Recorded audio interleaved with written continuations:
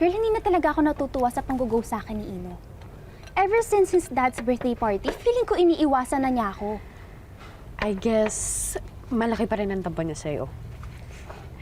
Maybe he's upset kasi lagi mo nire-reject yung attempts niya na maka-third base. Talaga ba? Yun na lang ba talaga importante sa kanya? He's literally a boy.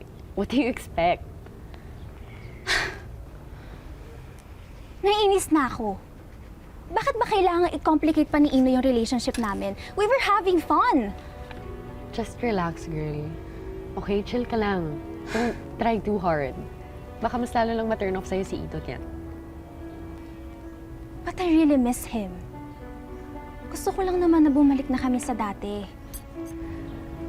Well, kung ayaw talaga makapag-usap si Ino sa'yo, maybe there's someone you know na pwedeng kumausap sa kanya para i-convince siya na makipagbati na sa'yo.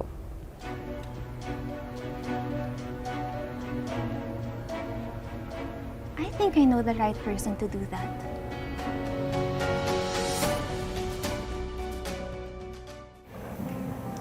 Ate Lilet, I'm sorry if ngayon lang ako nagka-time para kitain ka. Sobrang naging busy kasi sa school lately eh. And I'm sorry, Aden, na hindi tayo nakapag-usap nung party ni Tito Constantino. Actually, I feel really bad nga kasi hindi man lang ako nakapag-defend nung sinabi ni Dad na dati ka lang namin katulong. Wala na yun, Trixie.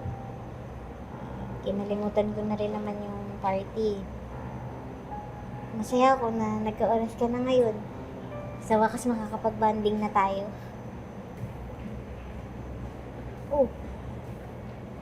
Bakit? May nasabi ba akong mali? Wala, Ate. Pasensya ka na.